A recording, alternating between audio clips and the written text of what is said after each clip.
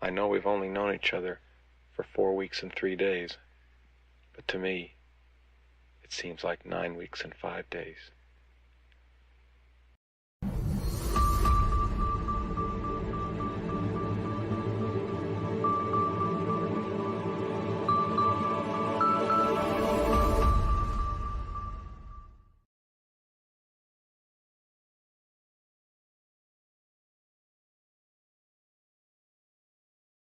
All right, all right, all right. Welcome, all my garden enthusiasts and passionate plant people, to the Sunday edition of the Let's Get Growing show here on the Urban Gardener channel.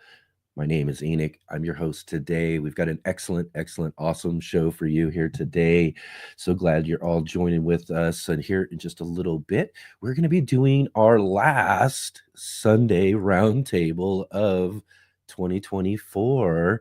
And I've got two people. I had to get back onto the show with us for our last roundtable for our Sunday edition. And today, in just a little bit, we've got with us Katrina from Sow and Tare. And I saw Katrina down at the National Heirloom Exposition. We had a real great time down there. Wanted to make sure that we got her back on the show here with us. And Ryan from Heavenly Hills Homestead. Ryan was supposed to be on with us for our Giants weekend we were doing a round table to talk all about growing giants with Ryan supposed to be on the show with us then, but he had a power outage. Something happened. I can't remember what it was exactly, but I remember it was last minute. Something happened, and he wasn't able to get on with us. So I wanted to make sure that we got him back onto the show with us as well too. So we got him coming up here in just a little bit. So you'll want to stay tuned for our Sunday roundtable coming up here. And great to see everybody here. If you are joining with us right now, definitely click the like button, hit the thumbs up, and hit that subscribe button if you haven't yet already done that. Hit the bell notification there too. If you hit the bell notification, be notified of all of our upcoming live streams and shows, and also our videos as well. All of that coming from the Urban Gardener channel. I'll be getting back into swing with my weekly garden journals and all of that sort of stuff for the 2025 growing season and all of that. So you'll definitely want to make sure that you're hitting that notification to be notified of all of those fun videos and live streams as well coming up. Got so many more great guests planned for later on in this next growing season. So you'll definitely want to keep following along with us here every Saturday and Sunday at 11 a.m. Pacific Standard Time, 2 p.m. Eastern, and right here on our YouTube channel. And love to see all of you here. Thank you, everybody, for joining with us. Big, huge shout out to all of you who are watching us on the replay. I know a lot of you wish you could be here during the live. It's great to have everybody here live with us, joining in and on the chat and everything, but we do love it when we get all of those. I see everybody watching the replays and all of that. So I love having you join with us as well when you can on your own time, and definitely get down into the comment section down below and leave me a comment. Let me know what you think of the show. Leave a little review, maybe. Just say hi. Let me know what's going on. Love to hear from everybody. So get down in the comment section below. Let me know you are watching here on the replay. And if you are here joining with us right now and you do have any questions or comments or anything like that, definitely jump into the chat. Join in with everybody there. Join into the discussion. Everybody usually has a really great, fun discussion while we're having our discussion here on the show. But also, too, if you have any questions for me or our guests or that we have here on our roundtable as well a little bit later on, put your questions in big, bold, capital letters if you can. And that way I can see the questions from the regular conversation. And that way we can try to make sure we get those asked and answered here on the show when we get our guests, especially later on too. And also make sure that you're following and checking out all the links that we have down below in the description too as well, because that's where you'll find links to our guests. And this is really important as well. Go over to one of our guests that we have the links, like I said, down below. Click one of those links, click each of the links, go and check out their channels. Go and hit the subscribe button over there. Go and leave a comment. Let them know that you saw them here on the Let's Get Growing show. Check out one of their more recent videos or posts or anything else as well too, and let them know that you saw them right here on the Let's Get Growing show. Share all the community garden love that we love to do here through our show. We're so fortunate to have all of these really awesome people spend their time with us each and every Saturday and Sunday, and to hang out and talk about gardening and all of that, you know. So it's really awesome of you to go over and help support them as well too. So definitely check out those links and other links that we have as well to other urban gardener content that I'm going to start getting right on top of for 2025. That's my goal. So I'll be talking about that too as we get moving towards 2025. But yeah, lots of things growing on for this next year. I wanted you guys to be all a part of it and everything. So I've got to also get on top of making sure I'm sharing and posting and doing the things that I need to be doing that I haven't been doing so well at this year. But again, like I said, whole new year ahead of us, whole new goals that we can set and start trying to making sure that I accomplish. So again, thank you all so much for being here with us today for our show. We had a really great show yesterday. If you didn't get a chance to check out our show yesterday, you'll want to go check it out. We had Masilla Della Lana from Learn to Grow joining with us. Masilla was actually one of my first actual interview guest that I did kind of over this platform for a contest I was in many years ago. The contest didn't work out or anything, but what did work out was I got to talk to a few really cool people, Gardner Scott being one of them as well too.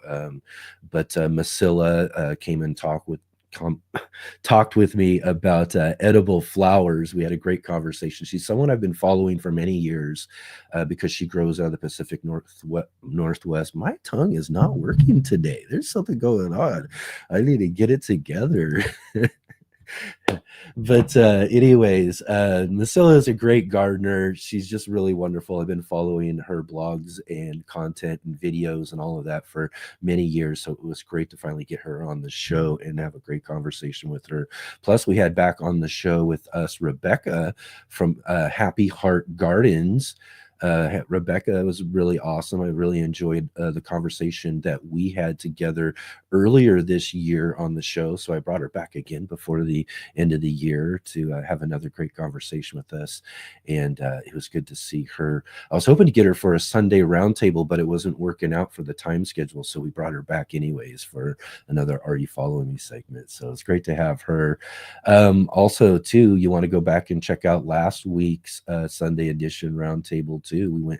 We talked with Jessica from Dream to Seed and Nicole from Nicole Smith Gardening. We had a great fun gardening roundtable discussion with them as well too. So lots and lots going on here on the Let's Get Growing show. And yeah, so much more to come too. As I said, we got lots of things that we're lining up for not just the end of this year. We've got a couple of more weeks to go, a couple more weekends before we take our winter break. So we've got lots of things lining up for leading us up to the end of the year, and then as well too starting to line up for our 2025 season. So awesome, so awesome, and so awesome to have you all here with me here today. Thank you all so much for being here. So let's see who we got joining with us today. And of course, you know, right off the top here, we've got to say hi and a big thank you to our facilitator, Jay Dixon, joining us from Midwestern Ontario, Canada. Yes, awesome, Jay. Thank you so much for being here. Thank you so much for all you do, dropping in links and all of the discussion and all of that we have going on in the chat there. Jay is an amazing facilitator, so keep an eye out for some of these links and all of that as well too throughout the discussion. And let's say hi to, again, always first in the comments, Rick joining us bright and early from the future in Australia. thank you for getting up early. Thank you for joining with us, Rick. It's so great to see you. Let's see here. It looks like we got Bowtie. He's jumping in the conversation, saying hi to Rick as well. Great to see you. Awesome, David. Thank you so much for being here. We had David from Bowtie. He was on with us last weekend on the show. We did a little kind of call in kind of thing where I gave you guys the link for the show and you guys could jump in, and we had a conversation with all of you last week. That was such a really fun thing. We tried it earlier this year, didn't do as well as it did when we did it last week. It was really great. We got to see David. We got to see Big Will in the soil. He joined with us. We had Jay join with us. It was really great. We had a great time. So let's see here. Who else do we got join with us today? We got PJ's Family Farm. Thank you for being here today. So great to have you here with us. And of course, we got to say hi to our moderator, Adam Burley, joining with us from right down the road there in Central Point, Oregon. Thank you so much, Adam, for being with us today. Great to see you. Right on. I hope everybody's having a great week and everything's been going great. Again, for me this week and everything else going in the garden. I showed everybody yesterday to start the show out. Yesterday, I was planting out all of our garlic, making sure we got that in the ground. It's gonna. Well, I mean, it's almost not really too late in a way, but it's getting to that point where I just got to get it done. And so we finally got that done this week, got our garlic in the ground, got it in the ground here and at our other bigger plot where we grow most of the garlic over at my friend's place. So we got all of that in the ground as well, too. Looks like we've got Teats Treats. Hello from San Francisco. Awesome. Great to see you. Thanks for joining with us. San Francisco. Yeah. I lived for a very short period of time when I was younger, just for kind of a stop off for one like part of a grade school year. I think it was fifth grade or sixth grade in Redwood City in the Bay Area. Yeah, that was quite a memory. Right on. Oh, and looks like Katrina's in the chat as well too there. Joining us from Douglas County, Oregon. Katrina will be on with us here in just a little bit on the show here. All right, everybody. So yeah, again, thank you everybody for joining with us here. Again, like I said, we're gonna have a fun discussion here coming up in just a minute, but it is Sunday, and on Sunday we like to be able to catch up with our good friend Mark Boucher Colbert. He's always in the garden doing something, talking about something in the garden. He's our good friend from Portland, Oregon, and let's see what he's got for us this week. And then we'll be back here in just a little bit as well, too, and have a great conversation with Katrina and Ryan from Heavenly Hills Homestead. Welcome to another segment of In the Garden with MBC. This time we're on location in my backyard where I have my backyard compost system. It might look like to the untrained eye just a series of garbage cans, but I'm going to explain it to you. I'm going to tell you why this is such an important part of my overall gardening system. And the ability to make our own compost is just really taking nutrition and our own garden needs into our own hands. We're completing cycles. We're reusing materials that we would have otherwise shipped off site. We've already brought them in. The nutrients have already come to us. Obviously, we're consuming some of those nutrients in the form of vegetables and other things. But then we have the wastes, which also contain nutrients, and we don't want to lose those. In addition, I just cycle through a lot of my other landscaping plants. I'll show you in a minute that I have some grasses waiting to go in the compost into the mix. I'm using worms. It's primarily a worm-based system. They're hanging out in these bins. Surprisingly, once you get a garbage can that's about, I've got these brute 44-gallon cans. Let's just tilt down for a minute there. You can see just a lineup of cans. They're sitting on blocks. And in order to prevent the bane of all compost systems is, of course, rats. We don't want rats to get into our compost system. So I've got the concrete blocks that rest on the ground. I've got a layer of mesh of hardware cloth, which is that kind of fencing kind of with some very small mesh, and a layer or two, I think. And then I've got my can with perforated drainage holes, small holes. So I haven't had any problems with any rodents getting up through. We want to make sure right from the get-go that we don't have problems. We're not attracting those creatures into our backyards. We don't necessarily want them. Our neighbors don't want them. We're not going to be the most popular person in the neighborhood if we're breeding rats in our compost pile. So we got that out of the way. That's great. Let's dive into the actual kind of mechanics and maintenance of it. So I have 5 can system. The composting is done right in place.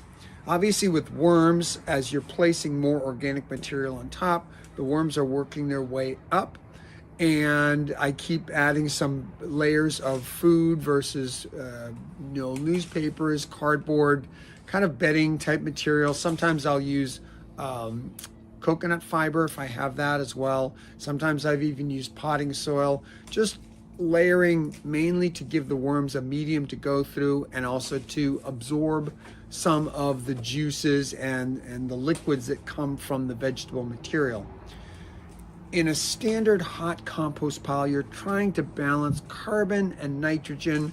We don't really have to worry so much about that, and we're not trying to get the heat here. This is a different kind of compost system. That said, compost piles do benefit from aeration and from some turning. And you may be wondering, if I have my system in a garbage can, how do I do that? Well, this is all made possible by the discovery of this wonderful tool called the compost crank. So this is a stainless steel corkscrew. You can see it as it rotates in the intended direction. That leading edge is, just imagine it plunging deep down into the compost pile, creating a hole. You can see it's got an offset handle with an offset shaft with 2 handles, and you just spin it around in a corkscrew fashion. You can also back it out as it gets deep or stuck. You can reverse the direction. So this basically, I call this my metal worm. It sort of bores a hole down through the compost, and that alone, if you were just to back it out, it would create an air channel. But what's really great about this is you can see the end is in a basket style. Once you get this thing down in there, you can give it a haul back and take out a whole core of the compost. And you do this in successive motions.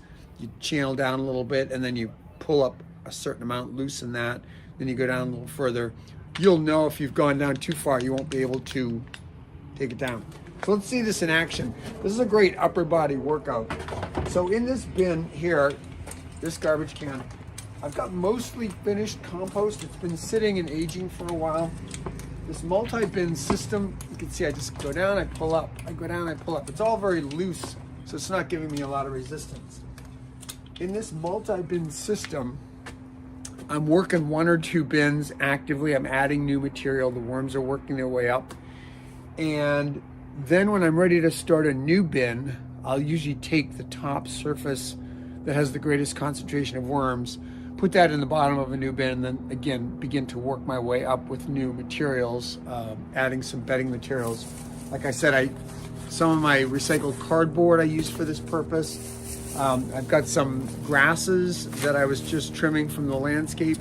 So it's a real catch as catch can methodology. There's no set kind of materials. If I have old recycled newspapers, I'll use those. Just as materials become available that I think will be good at providing some of that bedding and soaking up moisture, I'm going to use it. The worms don't seem too fussy. When compost is aged for a while, I bring out the next set of tools, which is a sifter. This is a 2-panel sifter, so it has a larger mesh there, and then I can switch to a smaller mesh if I want a finer product. Those are interchangeable. I can switch those out. Got myself a scoop, and I've got a bin here that sits on top of the system, and I can use, the nice thing about this system also is that all the garbage cans come to about waist high. So it forms a kind of a counter or work surface. And if I had leveled this a little bit better at the beginning, intentionally put down some gravel and gotten it nice and level, I could have built them up all exactly even. I wasn't really thinking of that when I got into the system, but I could have set them all up exactly even, and then I could have put some wood on top of that and used it as an actual work table. As it is, each 44-gallon brute can, that's the basic unit that I use, is wide enough. The lid is wide enough to use as a very nice, comfortable workstation. I've got it in a shaded area, protected from the summer sun, and I can come out here and do some seeding or a lot of other things right on top of that area as well. But let's get to the sifting. So when I have some finished compost, I'll take a certain amount out. If you saw my video last week in the seed room, you know that some of my seed mix is my own compost. So after this is aged for about a year from the initial dumping in, it's sat a year. I've been aerating it. I may have shifted some of it from one bin to another, but I don't turn it very much that way. It's too much work. Then I'm going to start scooping it out, sifting it to the degree that I need. And then what's great is all the leftovers from the siftings are just going to go right on top of some more of the vegetable matter, and they'll continue to break down. Here I can see common things that I see that take a while. I see an avocado pit, I see a corn cob, I see some egg shells. These are things that take a little longer to break down. I'm not in any hurry though. You can put your eggshells in a blender. You can pulse them if you want them smaller. You can chop up some of this stuff. I'm not in too big a hurry. I'm happy to let nature take its course. And some of this stuff actually just serves as a kind of an aeration for the whole system as well, the bigger particles or a mix of particle sizes. So we'll do a little more sifting here.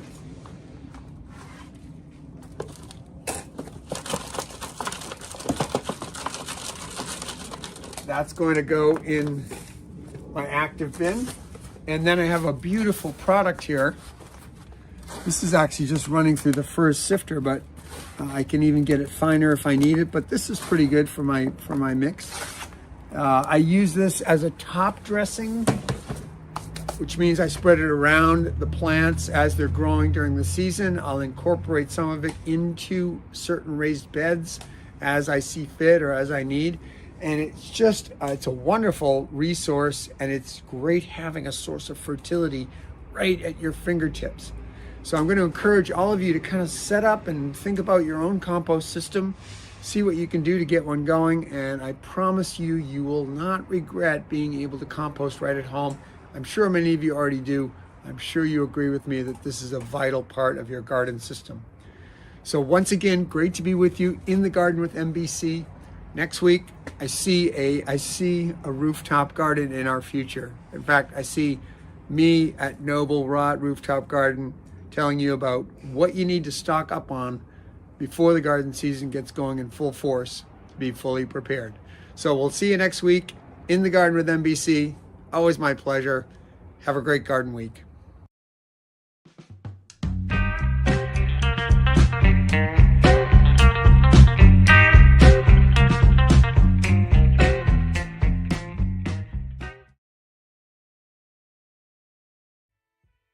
Hey gardeners, thanks for tuning in to our show today. We'll be right back at it here in just a moment. I just wanted to take a second here to highlight our regular videos and features here on the Urban Gardener channel. Our weekly garden journals,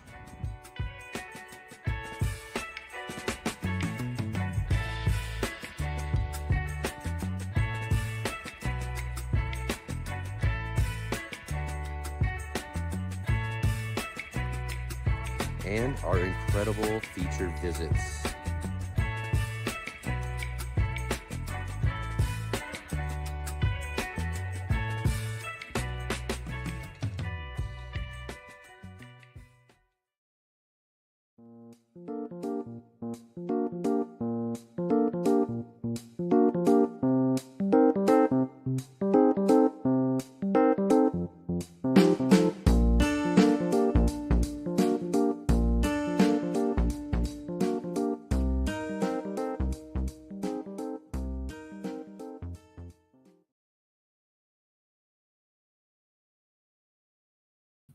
All right, all right, all right. What are your favorite seed catalogs? I've got a few here, but again, thanks to Mark for doing the in the garden segment, and yeah, lots of great things about doing some of your own composting systems and all of that too. But yeah, we were asking what are your favorite catalogs, and I just thought I'd go over my top three real quick with all of you here as we're waiting for our other guest, and we'll get our garden roundtable discussion going here in just a minute or two as well too. So um, my just a couple of my favorites. In fact my number three in the top three that I'll give you today is one that I haven't had show up yet for this year's, because catalogs are basically just starting to show up and everything, so I haven't gotten this year's yet. But my number three is the Fedco. So I went and pulled out this older one. This is a good example of one. Is look at the illustration on that. And that's the cool thing about the Fedco seed catalog. I think I like more than even just some of the seeds and everything is just kind of the way the book is, the catalog's put together, and all throughout it, it's just got all these illustrations and everything that are just all throughout the whole catalog. And they're all kind of submitted by different people who do different illustrations and everything too. So lots of really cool, fun, illustrated art throughout this catalog. So this is one of my favorites as far as that goes, because I just really like the art and everything as well for that one there. So that's my number three. I'm still waiting on that one to show up in the mail for this year's catalog. But I did get the other day my number two favorite catalog, probably one of my favorites. Again too, when it comes to the whole seed catalog and everything as well too. But Baker Creek Heirloom Seed Company's catalog just showed up actually just the other day. Love Baker Creek. Again too, like I said, we've got Katrina from Sow and Tare on today here in just a few minutes, and I met her at the Baker Creek National Heirloom Exposition and everything. So Baker Creek's one of my favorite companies, but just got their home catalog. This is the regular catalog. They got the whole seed catalog that you can get. That one I think you have to pay for. This is the free one that they'll send you in the mail. But the whole seed catalog, that's got like just everything you can think of in it. It's just an amazing seed catalog to go through, especially during those cold winter days and all of that. You can go through your Baker Creek whole seed catalog. But yeah, number two, Baker Creek Heirloom Seed Catalog. And number one, though, number one is changes every single year. Or can in some cases change every single year. Sometimes it can be the same one, depends. But the number one, my favorite seed catalog is the very first one that shows up. That's my favorite one. I love the very, there's nothing like, when you finally see the very first seed catalog in the mail, and there it is. You're thinking about next year now. So, getting that very first one in the mail is always pretty special. And it could be any different one depending on which company's out, getting them out earlier before everybody else. And this year for me, it was High Mowing. High Mowing was the first one to show up this year. I think a couple weeks ago we had Mark on the show, and he was saying that he had a different one. What was it? Park Seed or something like that showed up first. But this one is High Mowing for me this year is, I guess, my favorite seed catalog this year because it was the first one to show up. The second one was my Seed Savers catalog. So I got the Seed Savers catalog now. I've got the High Mowing catalog. I've got the Baker Creek Heirloom Seed Company catalog. I'm waiting on my Fedco catalog and other catalogs to show up as well too. I should be getting my whole seed probably here pretty soon as well too, if the free one has just showed up. But yeah, what are some of your favorite seed catalogs to show up in the mail? I know a lot of companies like our favorite too, and I got to definitely mention this before we get moving on as well too. But one of our favorite seed companies here at Let's Get Growing, for sure. We see her every Saturday giving us the garden trivia every single week, and that's Sarah from Sarah's Seed Shop. And I do got to mention that she does have a sale going on right now, and I'll just want to say this too, and this isn't a dig at M.I. Gardner. They're one of my favorite Luke is one of my favorite YouTubers and all of that sort of stuff. I love M.I. Gardner, all that sort of stuff. But I just saw on one of their posts that they put up saying that you can't find a better deal anywhere else for seeds than at M.I. Gardner, and I have to argue that case, and I have to argue that case in point today, because we got Sarah from Sarah's Seed Shop. She's got some of these great essential garden seeds that you can get, and and similar to kind of, as M.I. Gardner got started and everything too. She doesn't waste money on all the packaging and all that sort of stuff. She basically passes that savings on to you, and normally you can get almost all of these really cool garden seeds at 75 cents a packet. She loads them full of seeds. We had one of our viewers on this last week. I told you that we kind of opened it up to everybody, and we had someone on who just got their order from Sarah and showed us right there live right there what you got and how much. I mean, it was just incredible.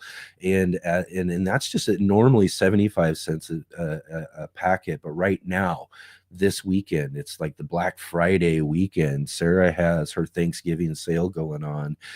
So at sarahseedshop.com, you can find some of those really great essential seeds varieties for your garden for 50 cents per packet. You just want to use a code Thanksgiving24 when you're checking out there at sarahseedshop.com. Thanksgiving 2020 or Thanksgiving24 is that coupon code there too that you want to use. So definitely go over and do that. So I'm going to tell you what, that is where the best deal when it comes to seeds is out there that you're going to find. I know that M.I. Gardner's probably got a bigger, wider variety, being a bigger company and all that. And at that point, they probably are the better deal when it comes to some of those other varieties that Sarah can't stock up in her seed shop. But she's got a lot of great essential seeds in her seed shop, and you're not going to find a better deal on any of those anywhere else. So go check that out for sure. Excellent.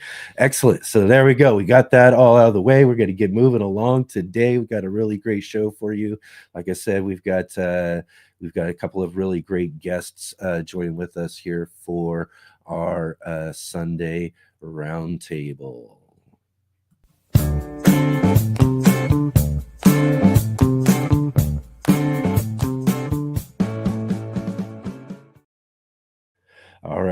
All right. So let's welcome to the show our good friend. Oh, I got it. Oh my gosh. Let's not do that real quick. Oh boy, this is the fun of doing a live show right here. You got to make sure that you're setting up your things correctly before you get moving along here. But anyways, we'll definitely get moving along here. We got our good friend Ryan Cook from Heavenly Hills Homestead joining with us here, and we've got Katrina Krakow joining with us from Sow and Tare and Heavenly Hills Homestead. Let's see here. Make sure we get that banner up as well too. Awesome to see you. Thank you all for being here. Great to see you. We'll start with you, Ryan. How's it been going? Thank you for having me on. And yeah, it's been a very wild ride this year. So yeah. It's been crazy. So, but we've made it. We're into winter now. Thank God we're getting snow. No, not really. But we'll take it and hope that the snow brings a lot of good things next season. Drought was horrible here. Didn't really get what we wanted as far as growing done. But yeah, we're here and we're doing our thing. So thanks for having me on. Yeah. I did want to make sure that, again, as I was mentioning leading up to this here, that I wanted to make sure that I got you on because we were supposed to have you on a few weeks back, but you ended up having some, I think there was a power outage or Yeah, some sort of issue or something like that happened just like last minute, which right. also happened to me for the show. Actually, we had a Saturday show that happened to as well for us back in August, I think, or July or something like that. There was some power outage that happened like right before the show. So I know how it feels to Hey, kind of be I cut was so out. pumped up. Yeah, I was so pumped up to come on and talk about giant pumpkins and all those things, and Yeah, yeah, I was ready to do it, and somebody was not paying attention and hit a power pole and that's what knocked it was. Someone hit the a internet. power pole then, and that's what it Yep. was. Yeah. Oh, So wow. yeah, hopefully they're all right, but I'm still upset about it.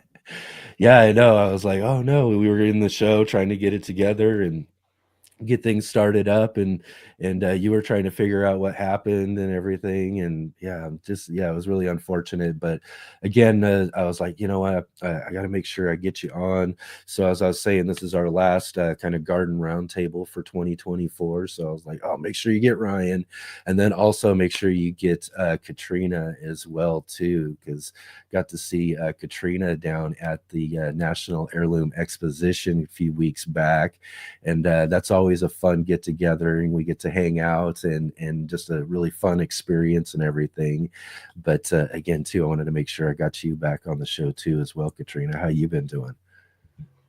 I've been doing really, really good. We got a lot of rain with the bomb cyclone. We didn't get as Yeah, much rain as they expected. um, right.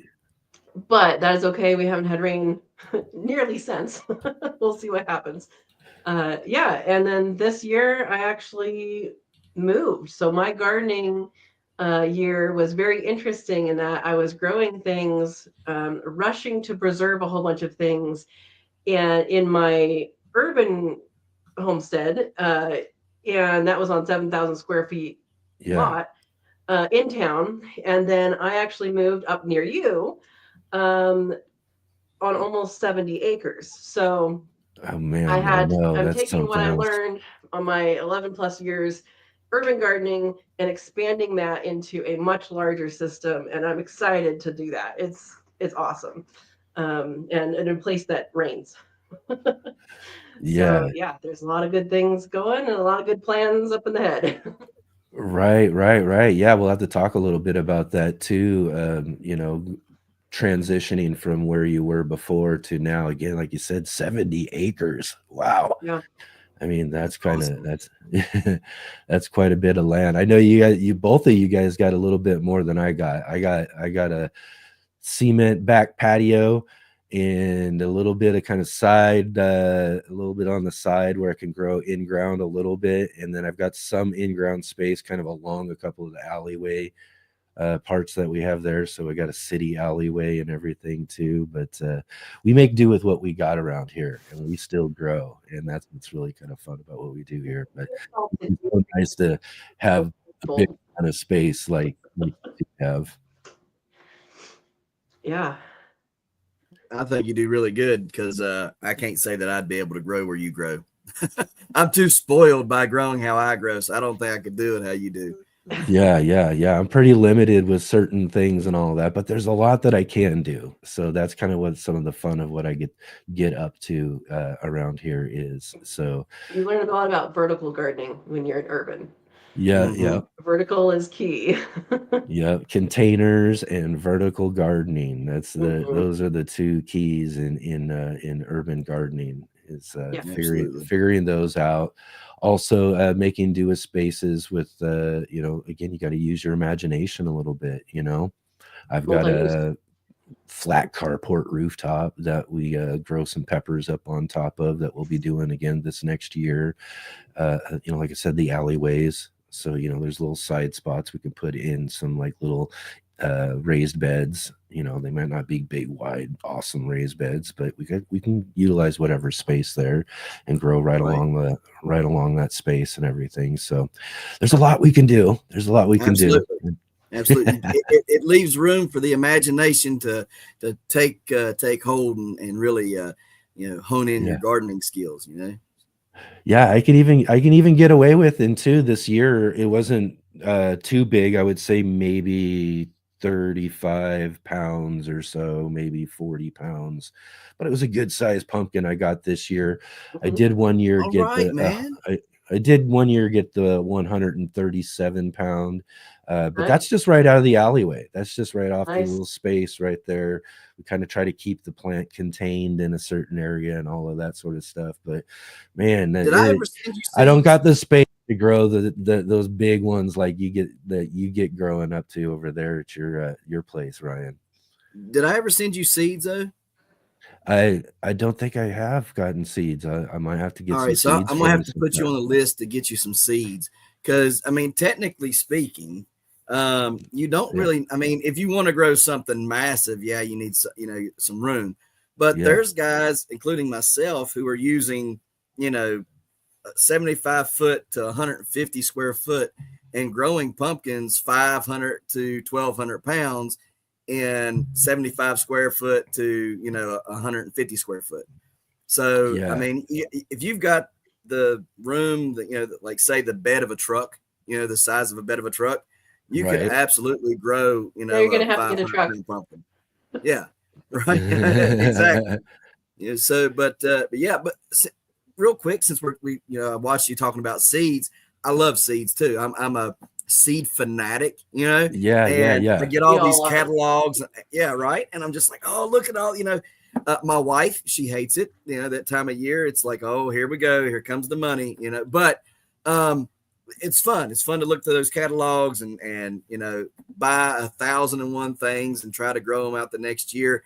But a shameless little plug. Yeah. I've got seeds. If anybody needs seeds and stuff like that too, whether you're growing giant pumpkins, whatever it is, giant. I've got tons of giant seeds. I also have some heirloom seeds and stuff. And I Hmm. put those over on pumpkinrick.com. So if anybody's needing any of those things, we're going to have a full list up. I've got a lot on Yeah. there right now, but I'll have a complete list put up by the end of January when everything's completely done, packed, and gone through and ready to go. Like you were saying, it is beneficial. Like you can get all these little packets and stuff to see a Yeah. pretty package. But here's the thing: as a gardener, I don't care what this looks like as long as what's inside of it is Yeah, going to yeah, grow yeah. what I want it to grow. So Exactly. like you were saying, I don't need the pretty packaging. I'll buy me some little tiny little plastic envelopes. I got a little printer. I print off what it is, put the label on it and ship it out because that saves money to the consumers. And the thing that I do with the money that I make off of there is I've got a veteran group that I run because I'm a veteran as well. And Yeah. all the money I make goes to the Skilled to Heal program, which is helping veterans. If they want seeds, ship them seeds for free. If there's things Yeah, that they yeah. need, like grow lights or something like that, they tell me what they're needing, and I'll go on Amazon, buy it, and ship it to their house. So you're supporting a great cause and stuff too. So shameless little plug. Just wanted to kind of put that in case anybody's wanting to grow some really big pumpkins, watermelons, cantaloupes, whatever it is. I've got a Yeah. ton of stuff. So, but yeah, seeds are awesome, and Where is it's that now? Where do they go now? And I'm Pumpkin Rick, sure pumpkinrick.com. So my buddy, pumpkinrick.com. yeah, I'm my buddy and sure I'm me. sure Jay will get a link for us there too in the chat here, I'm sure. So Thanks, Jay, if you can Pumpkin find it. Rick. Yeah, yeah. But yeah, me and my buddy, we just started the website and stuff. So we're hopeful that it'll do good because it's not really easy found from what I can tell. But if anybody's Yeah. looking, that's what it looks like right there. Nice. Okay. So, Yeah, yeah. I would and Right say on. if you Yeah, yeah. You want to get some seeds from you too, for sure. You grow some pretty good sized things, man. So if you want to grow some nice big things, right, definitely look to grab some I'm from gonna Ryan for have sure. so a lot of the things that are on there right now are either state records or competition winning pumpkins that I've had. So those seeds are a little bit more, money, but I am Yeah. going to be putting out seeds from 500 to 800 pound pumpkins that I grew this past year. I'm getting those seeds together right now and packaged up, and those seeds will be $5 for 10 seeds out of 500-pound to 800-pound pumpkins. So, and they were really pretty. So yeah, so we're going to really try to push it out there for the people who just want to start, and they want good genetics, good seeds, but they don't want to pay $35 for 2 seeds. We're going to get them some seeds in their hand that'll, do them good for $5 for 10. Oh, So yeah. Ryan, with the big pumpkins, how much root space do they need? Because if we're talking, a lot of people do urban gardening, and I know like in 2020 at my old place, I put tons of Rubbermaids on the driveway. The driveway became garden space and never went back.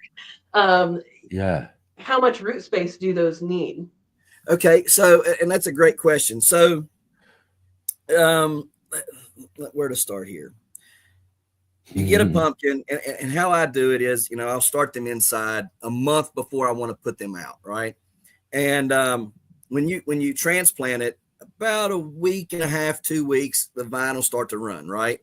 And what you'll see is at every leaf node. So we're every I think it's called a pedicule or something like that. It starts with a P, which is the long stalk that holds the leaf up. At every one of those leaf stems, there is what we call a leaf node, right? And so the pumpkin sends a taproot down there, and it starts up a whole nother root.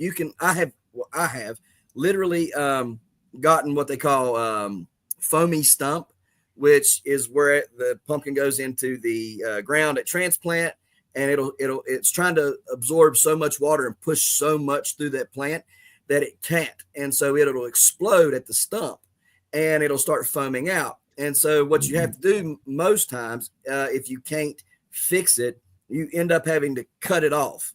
And most people would think, well, you just cut the main root off of that pumpkin, you're not going to get anything. That's not the case, because every leaf node starts a whole new set of roots. And even if I cut that main one away, it is now got new roots that are already growing and just as vigorous as the ones where you transplanted at.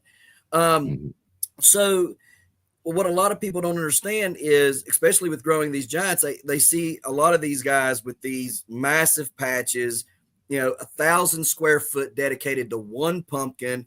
And if you're wanting to grow a 2,000-pound pumpkin, you're probably going to need 800 to 1,000 square foot.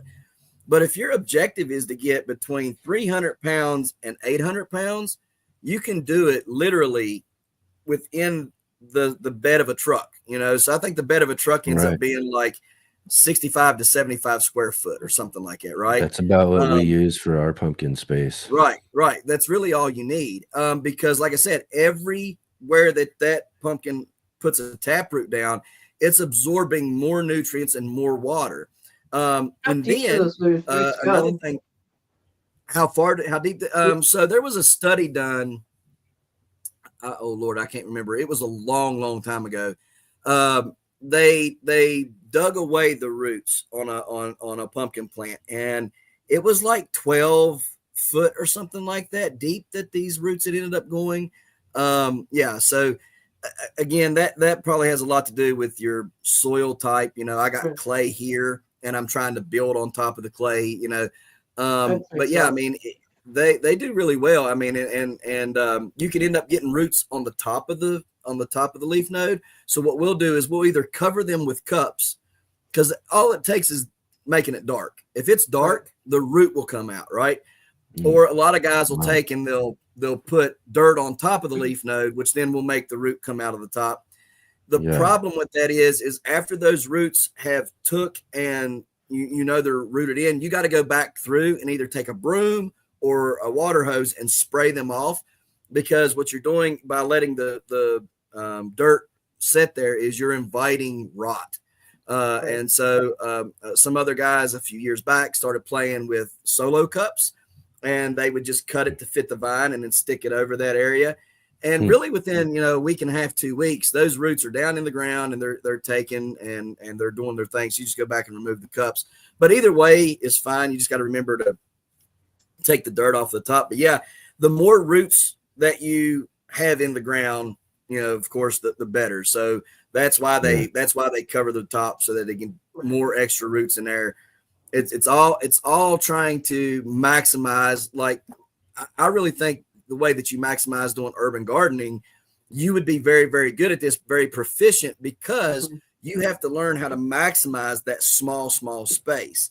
And what I was leading towards is, it sounds like you can't, you wouldn't be maybe smart to try that in a container this big.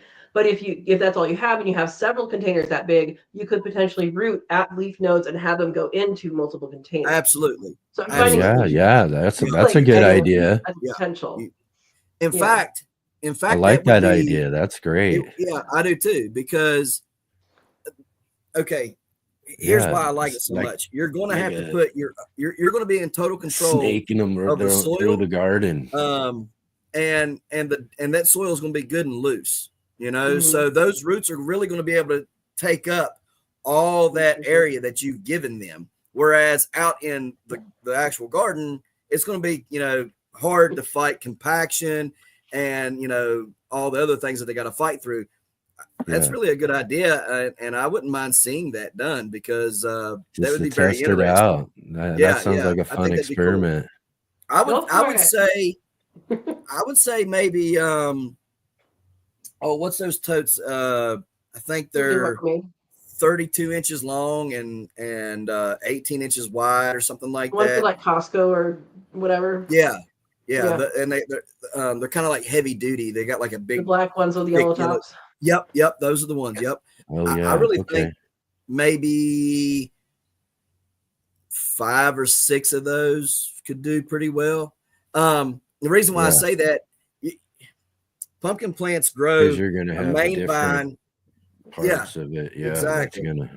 But pumpkin plants, they grow a main vine and then they grow secondaries out. And what we'll do is I grow them like a Christmas tree. So I grow them straight out, and then I pin their secondaries straight out from them. Whenever you look from a drone, it looks like a Christmas tree.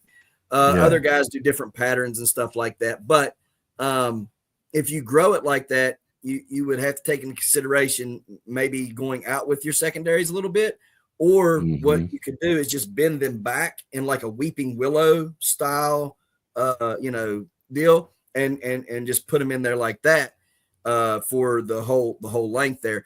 You probably wouldn't get as long of secondaries, but you would still need to get them as much as you could, But yeah, I mean that would be great. That'd be very cool to see.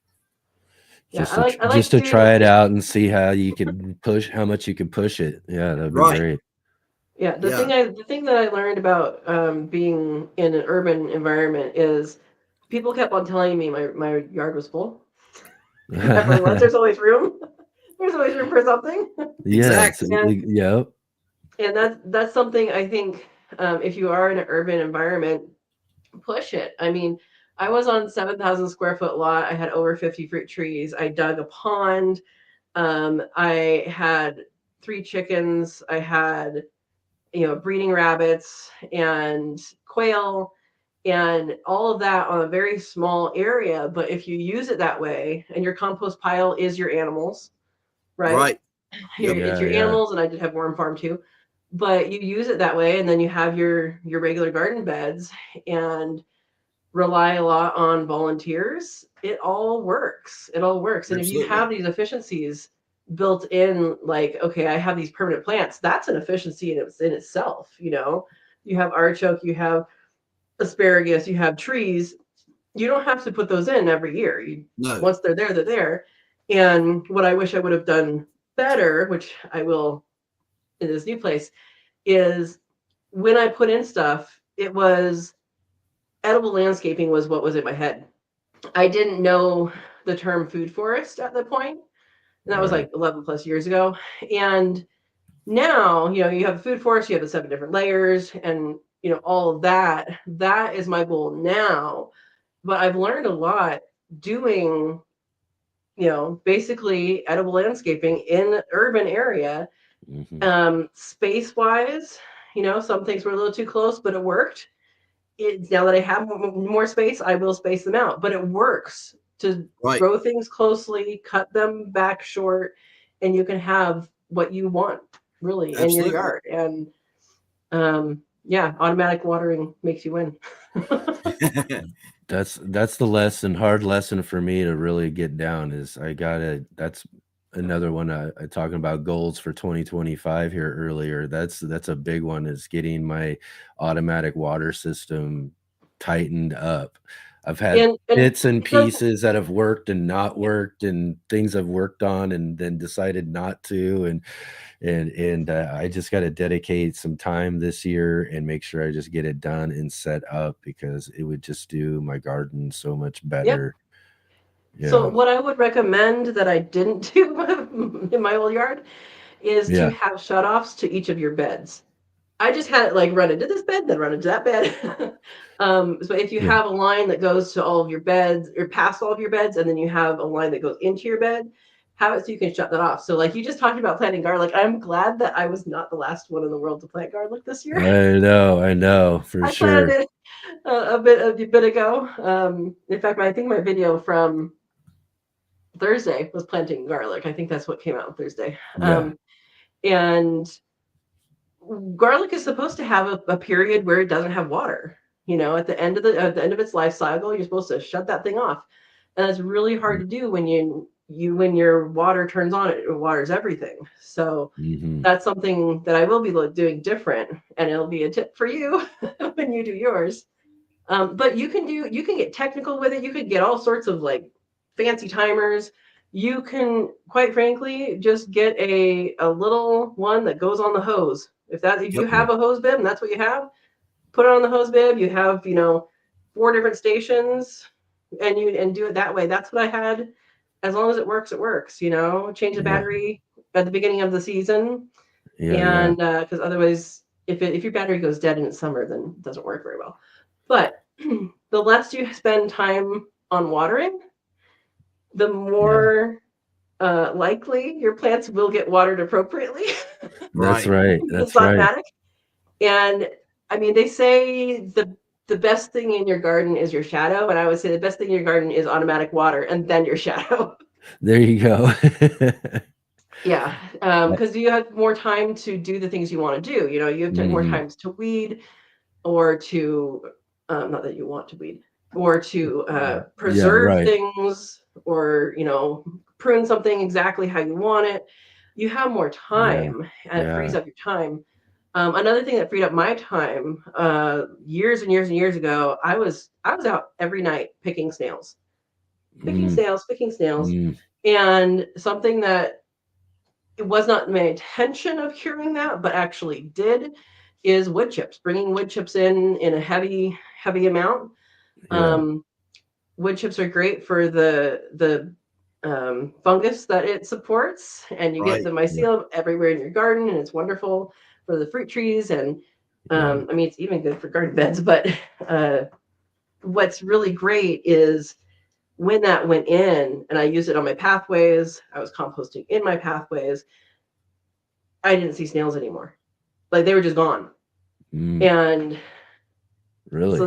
that's another time saver, is you don't have to spray your plants with random things, Right. Or go Yeah. out Yeah. and Yeah. pick all night every night. Yeah. So those are my 2 tips, is automatic water, and if your climate allows for it, wood chips, thick wood chips. Some Thick one. climates it might, be too spongy and Right. collect too much water. Right. Right. That would But be true. yeah, Heavy Yeah. mulching is very, very good though. I mean, yeah, it does so much. Like you were saying, gives a house to the mycelium. A place where they can grow and do mhm, their thing, which goes into the ground, and then you got your roots that are around there from the other plants that they're feeding and yeah, helping.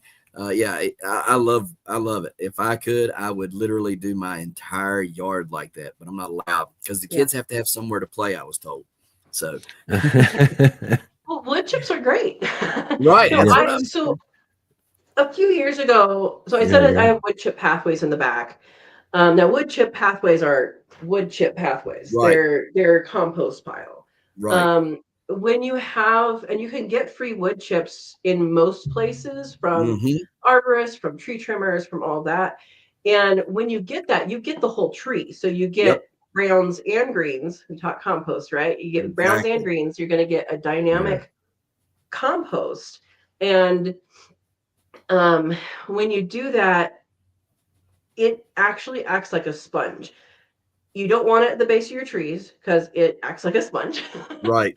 But I decided one year, a few years ago, that my rabbit grow outs, they have poop. I was catching the poop and I was using it. Well, at some point there's a whole lot, and in the space I have, there's only so much stuff you can put out without attracting things. And so I started burying it in my wood chip pathways as a compost. And I went back, there's a video on this. I think it was like 2 months later and couldn't find it.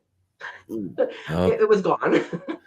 It was just the insects and the bacteria and all the living things in that chunk of wood chips had really just dissolved it. So I started using azomite, which is a rock dust, and putting that over the rabbit manure, and then doing that. And what happens is you have to wait for the wood chips to then break down and catch up with everybody else. Right. But that made a humongously healthy and robust compost, and it doesn't take up any space at all because you're going to have walkways anyway. Right. And when I did that for the first time and I put my pitchfork into my deep pathway, it was, I think it had been like 6 months since it had rained. So southern or like middle of California, Gilroy, rainy season, no rain season, dry season. And so it had been about 6 months since it had rained. And I put my pitchfork in there, lifted it up, and it was moist. Wow. So that moisture, it protects the roots from summer. It protects the roots from winter as long as it's not up against the trunk. It protects. It's a great equalizer. And seeing that was like, whoa, okay, I understand why forests have duff, forests have litter. And what that means when a wildfire goes through, they have to accumulate years and years and years in our gardens and in our personal, properties. We can accelerate that by bringing in wood chips or by chipping trees out of the way, which is going to be my case because most of my area is forested. But you're going to have a lot of wood chips then soon. You can make that duff. And I just think wood chips are an amazing thing for multiple reasons, but it's an amazing thing. Yeah. It's definitely my goal when we get to moving on to our front yard garden space that we're going to be working on this next year. So we're going to hopefully get a good amount of wood chips from somewhere. I'll probably try to see if I can. Did I tell you my next door I do have a friend who has a tree. Yeah. Yeah. You want to live next door? Live next door. Yeah, that's just what I need though, too. Acres. Yeah, big. How many? Almost 8. 8? Yeah, that's not bad. That's perfect. Yeah. So I got a question. When you went to your new spot, did you take your trees with you, or did you just cut them off and start moving? Graft some of them. Yeah. I was told I could take cuttings in the winter. Right. They took everything out. They took everything out. So if you look at all my old videos, just pretend like they're still there. Wow. So I'm starting over. Oh. Yeah. I had some. So I'm a member of the California Rare Fruit Growers, and there are chapters in places other than California. So there's a chapter in Arizona and Texas, and I think that's it. I'm kind of thinking maybe I should start one in Oregon. See if you can. Yeah, for sure. And really, my knowledge base is not nearly what some of these people's knowledge base is. Like, there are people that know, like, they'll look at an apple and say, oh yeah, well, here's this, and the parentage is this and this. Right. Really? I know that. But it's crazy. But so there are these things called scion exchanges, and I think you can make this happen anywhere you are. So it doesn't have to be California Rare Fruit Growers, But if you are in an area where California, where fruit growers are, and again, that's throughout California, and then Arizona and Texas, I believe, also have chapters. We have a scion exchange. Now, a scion is a stick, right? So Yep. in the wintertime, those trees that are deciduous that lose leaves, they have a bunch of sticks. Right. All of the, I guess, the life has gone towards the roots. It's basically a way for the trees to protect themselves in the winter. That's why they're deciduous, is they're like, oh, let's overwinter, bring things towards the trunk and the roots and all that. And so you have this dormant part of the tree that, in the wintertime, people prune their trees. And a lot of times that gets chipped, that just left on the ground, that gets burned, whatever. You can instead take that trash, that trimming, and stick it on a rootstock, which is basically something that has just grown from seed and has roots. It could also be could come up from a tree too, a sprout. But basically, as long as the cambium, the life of the tree, the xylem film, all of that lines up somewhere. It doesn't have to line up everywhere. As long as that lines up somewhere, that can now grow this other variety. So we've all heard of like Fuji apple, right? How do we know it's a Fuji apple? Well, if you plant all the seeds in a Fuji apple and you wait until they get fruit, one, you're going to be waiting a long time, and two, you're going to have all of these apples that are going to be different. Some of them might be exactly the same as a pear. Some of them might not be. They have individual genetics in those seeds. And so to get a Fuji tree, they're actually cutting from a mother plant or several mother plants, right? And sticking it on a rootstock and saying, here's your Fuji tree. So as long as I have access to rootstocks and or something I can graft onto, you can also just graft onto an existing tree. Then I have access to whatever other people are growing. So apples to apples, stone fruit to stone fruit. So like generally it's cherries go to cherries, but like you can have a peach tree that also has plums, that also has apricots, that also has, nectarines. You can do that. Or you can, cut it down and do that. So if you have a healthy tree, if you have a healthy fruit tree, and you don't like the fruit, like don't just get rid of it. You can overgraft it. Don't waste those healthy roots. Don't waste the healthy growth. You can overgraft it with a species you want to try, with a species variety, for a variety that you want to try or you love. So that's where I'm looking at, is to start. I'm going to be starting a lot of things from seed, and I'm going to be starting. If you guys have fun seeds to send me. But I'm going to be starting some things from seed. I'm going to be starting some things from like, here's a rootstock, here's a scion, put it on there. And you can start that over pretty quickly. Now, when I started my edible landscaping food forests in urban area, my goal was to have all of the permanent plants in the ground within a year. Now, I just told you I keep putting things in. It didn't happen, but I had a significant amount of them in the ground. So we've kind of already passed the time. We might be still in that time. October, maybe still now. A lot of the nurseries are getting rid of their bare root plants from last year. So the ones that didn't sell. And sometimes they don't look great. And guess what? You can rejuvenate them. And they're a year older, and they're cheaper because they're on sale, because they have to make room for the new ones that are coming in January.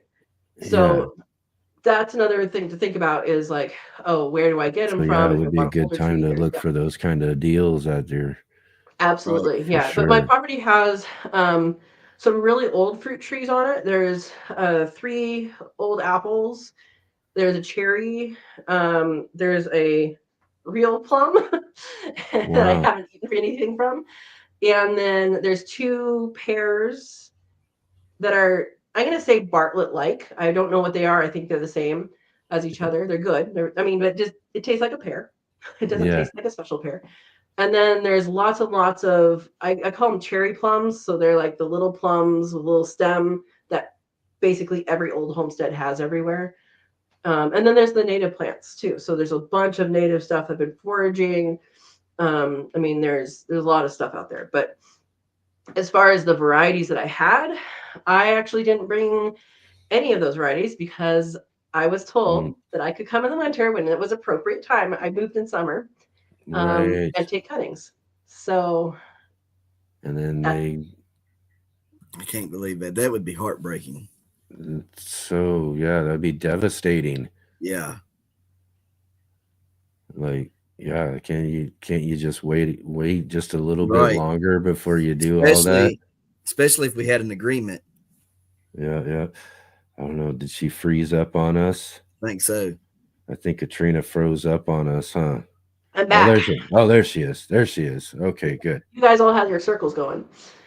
Anyway, my point is I didn't get to take what I wanted, but there is a way to recreate the things that I wanted and even get different newer plants that will work great. And I do plan on taking a chunk of the woods, the forest, and not removing every tree, but removing a lot of the trees. I want the fungal network to still be alive. So I want enough trees to remain for that. Right. But to make a real food forest in the forest. Now I'm going to have to put up elk fencing around that area. But that is one of my really big goals, is to do that. And it's doable. I mean, it's awesome. I just can't see buying a place that's set up like that. Because obviously if I bought it, I'm in love with what's there, you know? Yeah. And I can't see buying it and then ripping it all out. Like that blows my mind that somebody right. would do that. Like, that's crazy. Yeah. Like, I would be like, I've got tons of fruit trees now, and I got all this space, and I know, like, for sure, already set up and done, the work's done for you. Like, I would be in heaven, like, you know. And that's what I was. That was I was in. Such a different mindset, isn't it? They said they were going to remove a few because that's they wanted more space. But I'm like, check out my channel. You guys can see what's possible, and I guess that's what the silver lining is you can actually see what's possible on a 7,000 square foot lot. And it's not just a lot. Like, that's where the house is. That's where the garage is. That's where the porch is. Yeah, exactly. And there's a lot possible, and you can do the same thing. And I would say the other thing to pay attention to, especially in an urban area where you don't really know the history of the area, you may have had some herbicide, you may have had some other things. Raised beds are really good. Yeah. If you have questionable soil, raised beds are really good. And then also, when you have a raised bed and you put in all the components of what goes in a raised bed, it takes about between 3 and 5 years is the sweet spot of when that soil is ready. I don't know if you've noticed that. In your urban, it's like 3 years in, things start growing really well. Yeah. There's just something, you got to build up that soil life, that soil structure. It's got to, it's got to take that time to really establish itself, especially if you're bringing in different types of inputs to kind of put it together with raised beds, so we're bringing something in, so it's just basically getting established for its first time. So, and I always tell people that's, it's great, get them started, do all that, grow out of them, but don't have expectations in that first year, especially the first year. I mean, a little better in the second year. And then, like you said, by the third year, you're off and running. It's booming. So, and that's the thing. So that's, and then that's just kind of what comes with container gardening in a sense, whatever's going to be, even with some of my elevated raised beds that I have soil, and that's been in those for years now because I've let those work and all of that too. So I've been able to do that with those because it's a big enough bed type situation. But some of my containers, you know, after so many years, they got to move on, or I got to do something else, and we're restarting them up a bit. But so it kind of goes along with small space gardening, container gardening, is having to kind of establish new soil structure, Now, and then those sort of expectations that go with it, you know. So you got to always remember that yeah. first year isn't going to be the best. So with your container gardening, do you also have worms, like compost worms, red wigglers? Yeah, I get mine in there, they get going. You know, a lot of it'll get introduced from eggs and things from Yeah. vermicompost that I've got, that I'm bringing and putting around and spreading around. So then there'll be a lot of worms that'll get established that Good. way. I do again too. I like to let my containers go for as many years as possible, doing kind of a similar type of no dig type of method in a way, as I let it grow, and I only kind of put things right on top. So I'll put a new Right. layer of like some compost, some vermicompost, worm castings, and different things right on top. At least that's what we've really been doing over the last couple of years too. And just kind of, and then the next year, you know, again, it's going to go down, put another bit on top and put another bit on top, and just kind of keep doing that until that container itself is really, you know, that's when Right. it's kind of requires you to move on and Yeah. start over again, or maybe, or whatever in that sense. But you know, with some good containers, you get some good ones set up, you know, that could be years of good stuff Yeah. going, good soil microbiology getting built up in there, lots of soil life, worms, everything else, you know, too. So yeah.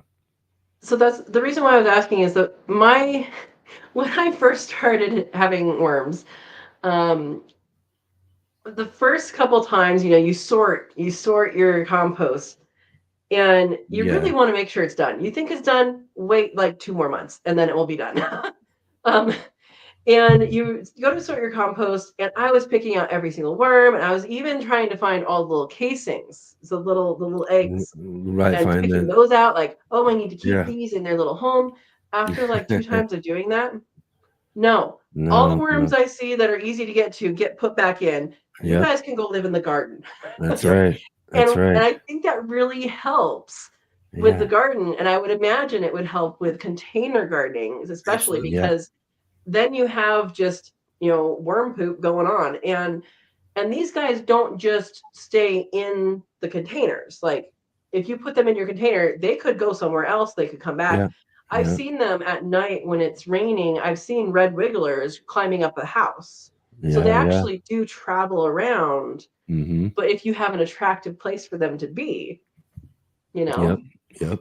Yep. And then there's no reason for them to go anywhere else or much Yeah. further than exploring or finding or venturing. But yeah, food is right there. Everything's right Yeah. there.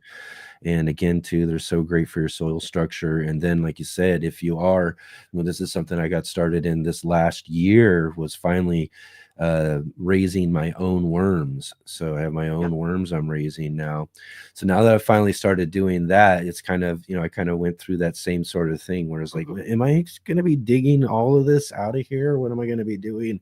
And And then in how the long long did it run, take you? no, that's actually Yeah. good to take that now and spread the love around, all around the garden. So a little bit Yeah. here, a little bit there, a little bit here, a little bit there. Each time you're harvesting something, just toss Yeah. a little bit around, especially all the Right. containers, and make sure that those new little worm babies have a place to create a new Yeah.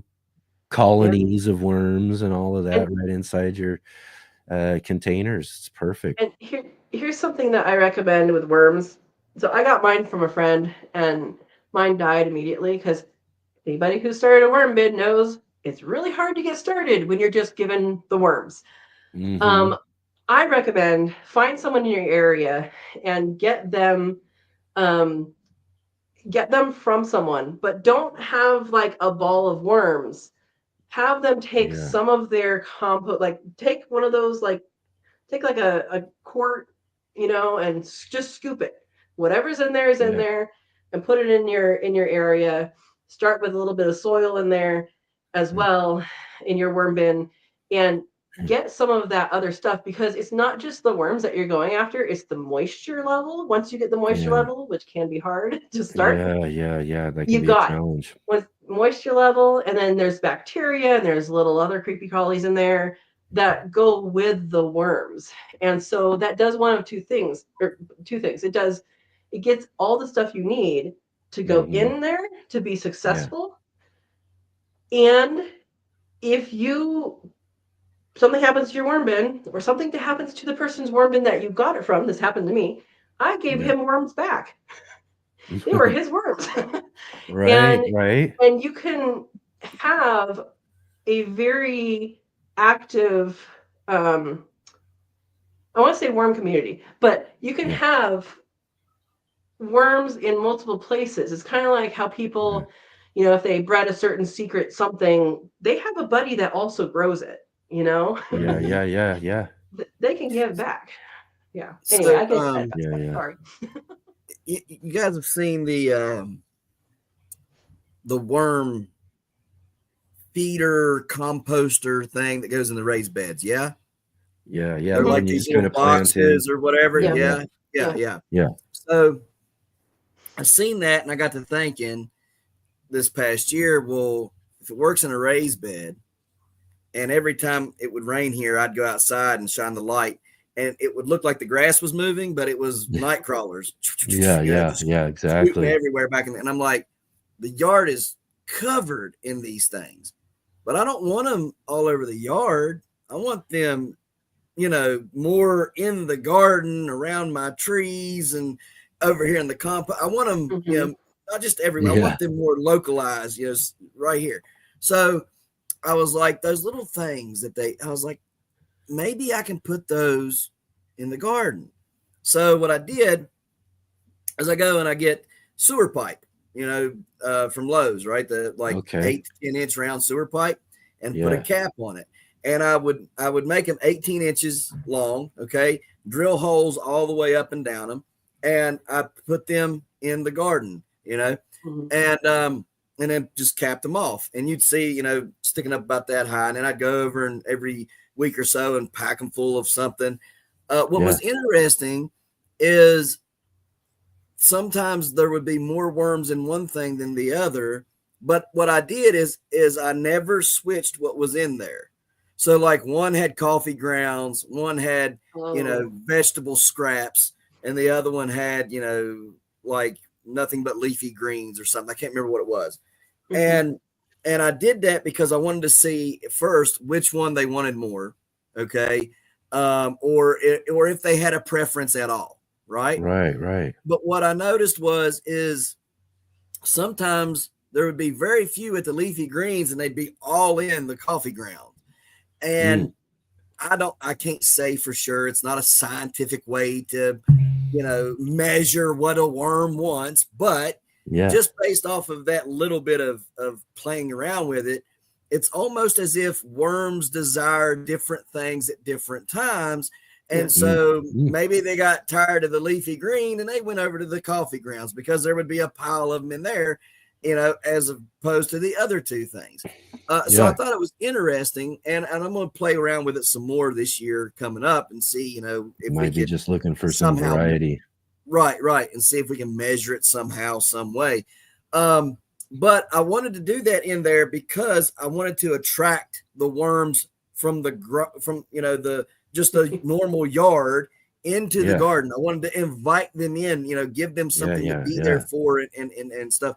So, if you got a garden, but you don't really have a place to put a worm bin in, maybe just, make you some of these little makeshift composters, in-ground composters, and invite those worms that are already in your yard to come and work in the garden. The thing is on their way there, they're going to aerate the garden, on their way out, they're going to be leaving all that nice worm castings and aerating again. So, it doesn't hurt anything, right? It can only benefit you as a gardener, but definitely try it out because it was a lot of fun to see all these worms. Of things too that you can find to even make them. All you really got to do is get some sort of container, put some holes on the side, bury it down in there, have some sort of lid for it, to make it dark in there. And sewer pipe works great. It's pretty cheap. You know what I mean? Get that real thin. You don't need thick sewer pipe. Just get the thin, cheap stuff. Get a lid that goes on top of it. You know, you can get a screw lid if you want to. I just used the one that capped off, push off, you know. And just drill some holes in there, some like 1-inch holes in it. You know, get one of those bladed, you know, spade bits, I think is what they call it, for wood, and just drill inside there. Drill you some 1-inch holes and bury it, you know, like 18 inches deep, and you'll see, you know, leave about 6 inches out, and they'll be crawling and doing their thing all over them. Hardware cloth also works. Yeah. Okay, cool. Yeah. I didn't think about that. That would work good. What do you use for a lid? Cheaper, easier. Yeah. What do you use for a lid on it though? Anything. Okay. Then you use a garden pot. You can use anything that'll work. Right. Yeah, just anything that'll work, right? Yeah. But yeah, I mean, the point there being ultimately though is that worms are just kind of a bit of for me, as I've discovered over the last year, you know, that real magic in the garden. They are. So again, too, you know, as I'm introducing them and getting them all spread throughout the garden too, but also now that I'm raising them and I'm collecting that worm castings of my own, you know, I can now, you know, start making what I've been doing this last year are these really awesome worm teas. Just making some aerated worm teas and feeding the garden with those as well too. Foliar feeding, the plants just love all of that as well too. So again, and now I'm really keeping a lot of my inputs and things that I'm doing right there in-house. You know, we're talking earlier today with Mark in his segment about compost and all of that. You know, we're collecting leaves here I've got for a lot of my mulching and all of that. I'd love to get some wood chips, as you were mentioning just a little bit earlier.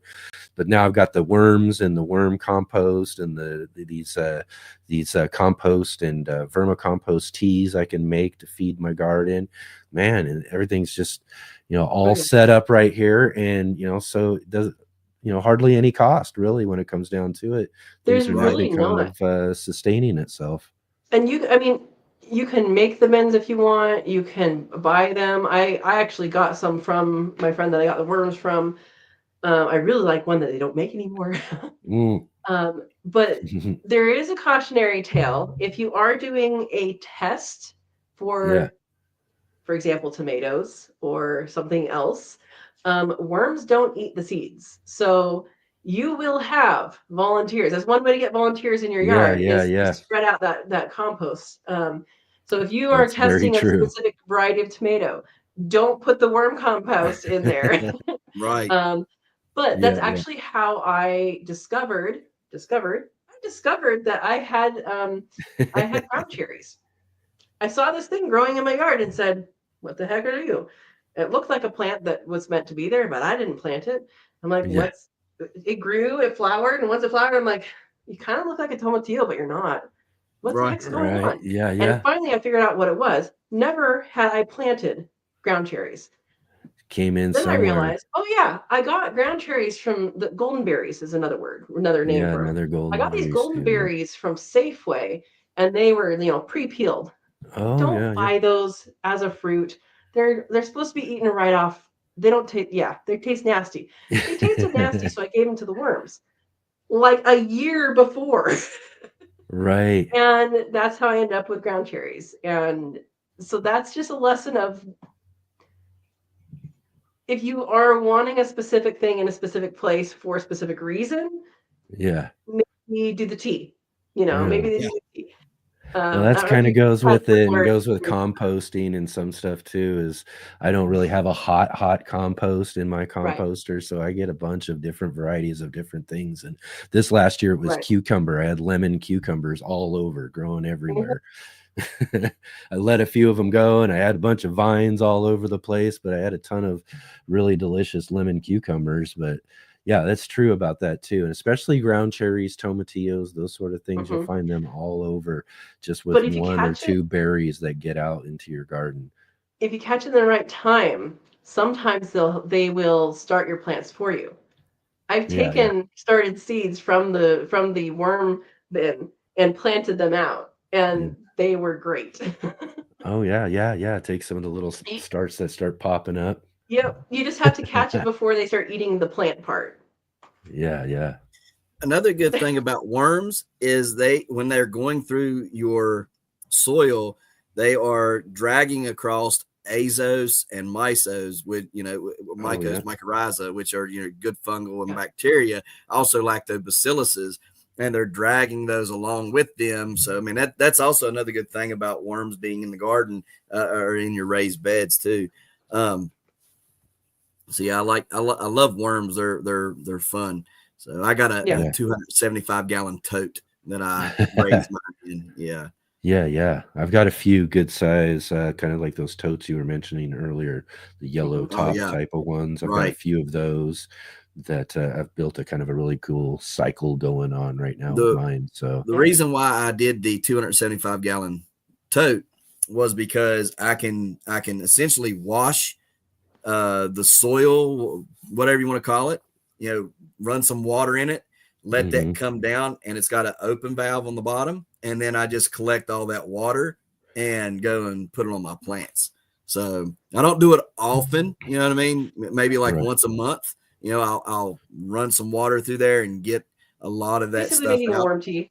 Right. Basically. Yeah. So it was fun. Plus it's 275-gallon totes. So, I mean, there's a lot of worms in there. That's a big tote. Yeah, for sure. Very big. I recently used those to get gravel from a gravel place, because gravel in a bag is this big, and it's like $10. I got 2 of those totes full for $10 because I didn't hit the minimum of $10 to wait. Wow. Oh wow. Go to these big places, and if you don't have a truck, get some totes. That's right, huh? I love using IBC totes for I make my compost teas in a 275-gallon tote as well. But I mean I'm pretty big, so I mean I got to have quite a bit of compost. Yeah, you got a lot growing on, right? So, yeah. So, but yeah, I mean those totes are excellent. I mean you can use them for rain catchment systems and all sorts of different things, and they're very, very handy. I love using those. Yeah. For definitely, if you got bigger systems and bigger things growing on like you guys got, I mean, with all that big space, I get away with just a couple of good 5-gallon buckets. I grow so good that I get them in the good little containers and spray them around and everything everywhere, and I'm pretty good and set. But you got a big garden space like you guys got growing on there too. Yeah, some bigger totes and bigger things. You can use those totes though for a container. So that's what I did. Not those ones. My old house actually came with tons of totes. And what I did is I drilled holes in the bottom and put them up on blocks, and then put automatic water to them, and there you go. There's your driveway garden.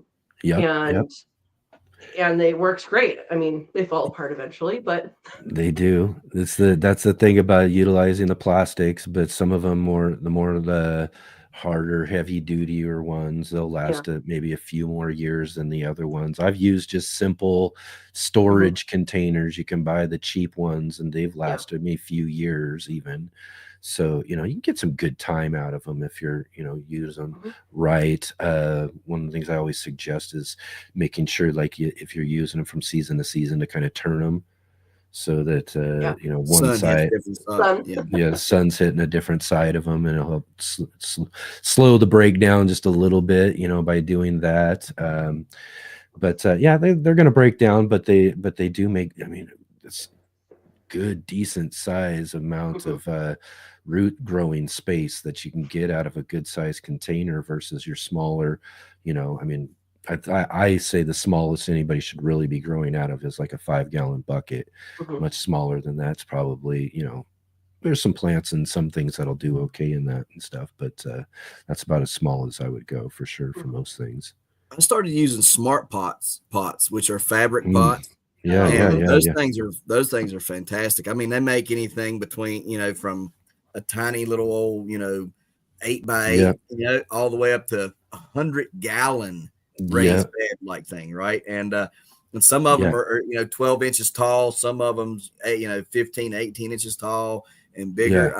Those things are awesome, man. And you don't really have to worry about the sun breaking down. The other thing that I like about them You don't have to worry about the plant getting root bound because it Right. grows out to the fabric and then it air prunes it. The Yep. other good thing about this is when it makes contact with the ground, the roots will grow through the fabric and then get into the ground itself and then start utilizing whatever's under the ground.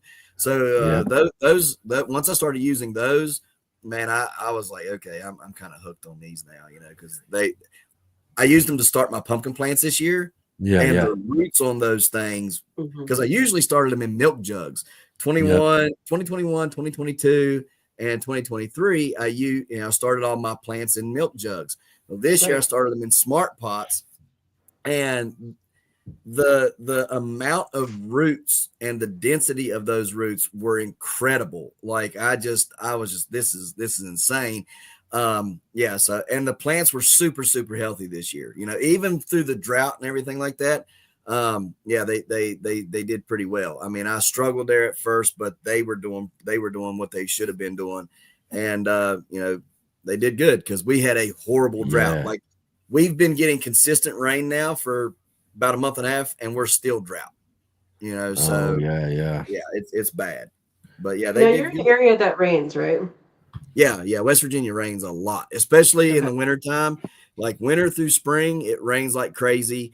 The average rainfall in West Virginia for a summer is usually 5 inches every month, that we get at least about 5 inches a month. We had from May until September 5 3/4 inches for that entire time.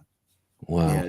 We were incredibly low. So that would be something that would be a lot of rain for where I used to live in the summer, because it just doesn't rain in the summer. The river here below me, it was completely dry, and the Greenbrier River, it was completely dry, and people were walking across it on it was insane. So I just was trying to like drought in one place and drought in another place. I was wondering, like, how do we compare this, Right, exactly. Because then it was extremely hot too. Like usually we usual summer 85 to 95 is what our days run, and we were 95 to 105. We would get up to 115 randomly.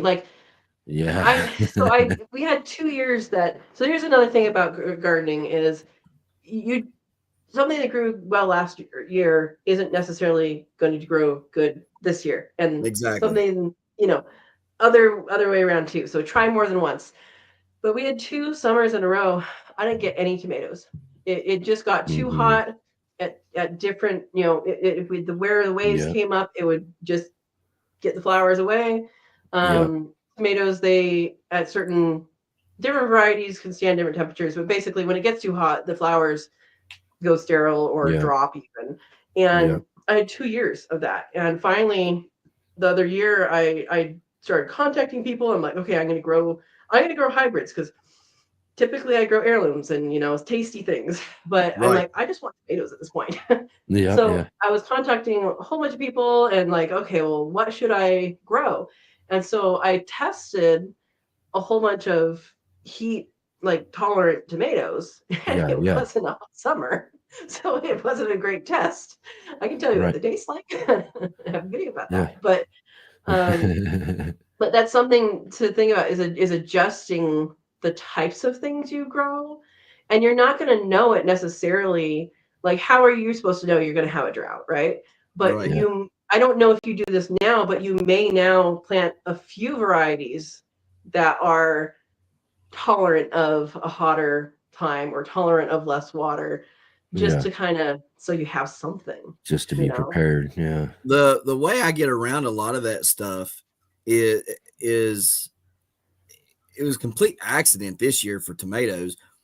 But what I had done is generally I'll plant a huge garden. It's 50 foot wide, I think 90 some foot long. And I'll put nothing but tomatoes and peppers out there, because I grow 80 varieties of peppers and 80 some varieties of tomatoes. And I'll put nothing but those out there. And I'll do it like every other row. Like, here's a row of tomatoes, here's a row of peppers. I'll do 3 to 5 plants of each one. Yeah. But this year, what I did is I said, okay, the wife, she wanted a break. She said, hey, I've been canning for years. I'm kind of tapped out this year. Give me a break. I said, okay. So I put nothing but giants out in the backyard. And then I was like, okay, well, I got these tomatoes. What am I going to do with them? So I stuck a few in some raised beds, but I planted them, in beds, garden beds, whether they were raised beds or just garden beds around the house. And what I noticed is it helped because the ones here in the front, they didn't get they got morning sun. And then after that, they were done, and those tomatoes did exceptionally well. But the ones that were, out in all day heat and sun, they produced, but they didn't produce well. But then when the end of August come and end of September, they come to life. And then I was getting single bloom 3 and 4 pound tomatoes. And I was like, okay, so here's how I should work this out next year. It gave me, but it was complete accident, because had they had been out in the garden patch where they normally are, I probably wouldn't have got any tomatoes. They would have probably all died off, so yeah, it was a complete accident, but it's how you learn. That's actually a really good point, is putting things in a different place, because it might work better to be in a different place. You may say, oh, I grew this last year. Why isn't it growing? Well, you did move the place. I had a bunch of saffron at my old place, which I will again at my new place. But saffron grows wonderfully as long as it has drainage, and you don't have to water it. At least where I grew it. And in the front yard I planted some, and in the backyard I planted some. And saffron is a crop it's 2 to 3 weeks. That's all you get out of it, and you get 3 of the strands per flower. So, and then it's done, because that's the female part of the flower is what you eat. And so 2 to 3 weeks is what you're looking at. Around Halloween is when they start in that area. And what was interesting to see is the backyard and the front yard were about a week apart. So I had an extended time of harvest. It was still 2 or 3 weeks in their respective parts, but there was enough difference between the front yard and the backyard that it was completely different. They thought it was, apparently. And I thought it was really interesting. And it's a really good point to bring up, is that you have microclimates, or you can make microclimates in your property. Especially urban properties that have, you have your fence, that's going to warm things. If you put things up against the fence, you have, if you plant things kind of more up against your house or near your house, that's going to be generally warmer, more protected. I had a tomato plant that randomly decided it wanted to live there, right up against the house.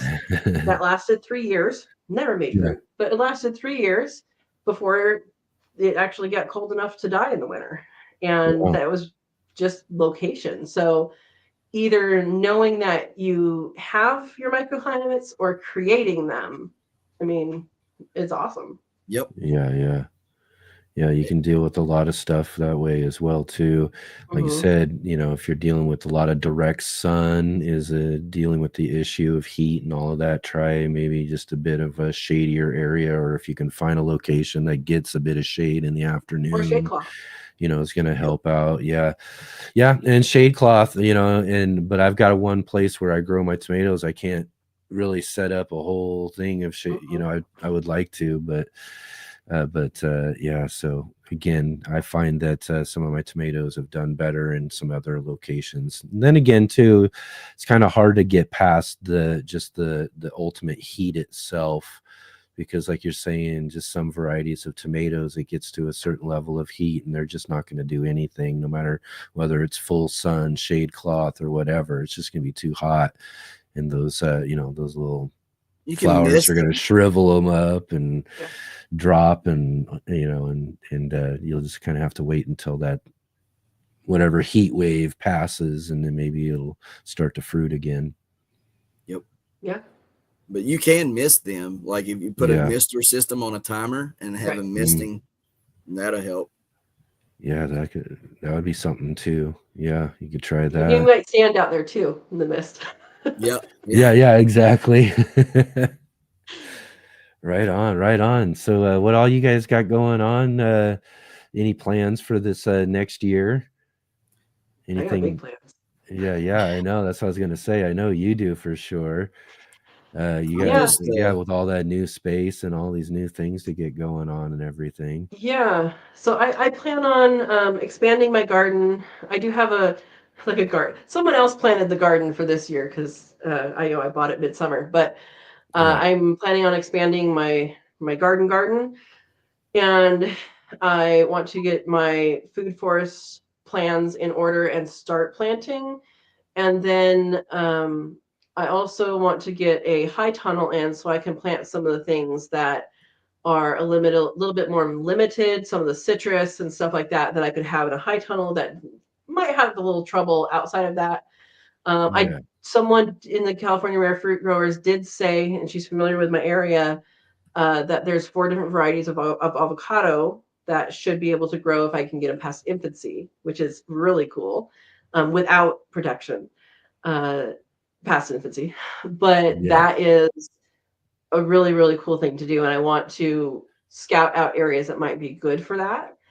And then I'm getting in with some animals. I'll be having quail again. I'm going to get more chickens. Um, I have rabbits. I mean, all of that is great compost makers, and Mm-hmm. rabbit manure you can put on your garden directly even. Yeah. And I will be pasturing rabbits. So my ladies are pregnant right now. They should have babies next week, I think. No, week after next week. Um, and so I'll be pasturing the grow outs when they are old enough to get to be weaned from mom. And I am hoping to get goats to eat down some of that pasture. And I do have knapweed, which is nasty, so that's why the goats, but like a Mhm. couple. Um, Yeah. all that's intertwined. All of it's intertwined.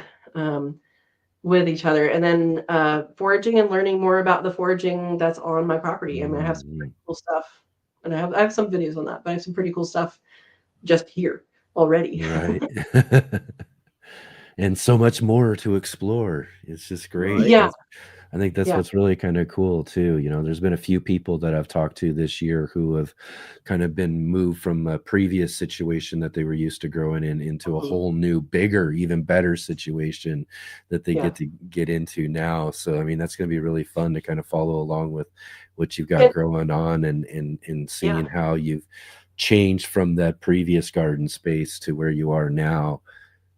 and I have fairly similar soils so far. I mean, I haven't dug up the whole hillside, but it's clay of some sort. I have some more rock in it, but there's clay, which clay holds really good nutrients, but also is really good at holding water, which can be a good thing, and it can be a bad thing for plants. Can get too much Right. water. Um, so that's going to be an interesting thing with that. The area I'm in now gets an immensely it gets a huge amount more rain than what I got where I was. So that's going to be my challenge is learning what the seasons actually do. Hmm. We actually get snow here. I mean, I grew up with snow, so that's fine, but I haven't on my own garden with that Right. situation. But that's going to be a little bit of my learning curve is dealing with so much Yeah. water. And then again, like I have water rights on the side of the hill, so I Oh, can yeah. do things on Yeah. there. But yeah, lots of stuff. That's Tell you gonna be guys. great. Yeah. And again, like I said, we got links right down below in the description for everybody, so you can go check out Katrina's Sow and Tare channel there. And as well, you can go over and check out Heavenly Hills Homestead, where Ryan's at as well too, and see all the big things that he's got growing on there. What do you got happening? Anything you got? Any goals or anything in mind for 2025 that you've So come up with yet? I think I'm going to start planting some stuff here pretty soon.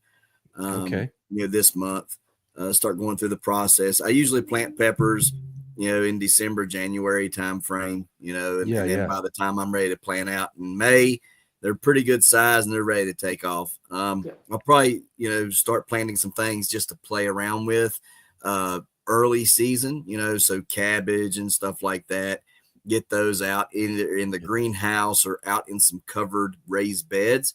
So we're going to start building some of those things, covers for them, taking PVC pipe and bending them down and then putting greenhouse plastic over it and stuff like that. So we got some of that stuff coming up. Been kind of absent from YouTube, not completely, just posting a little bit here and there, but haven't did a whole lot because we've been slammed with a lot of stuff this year.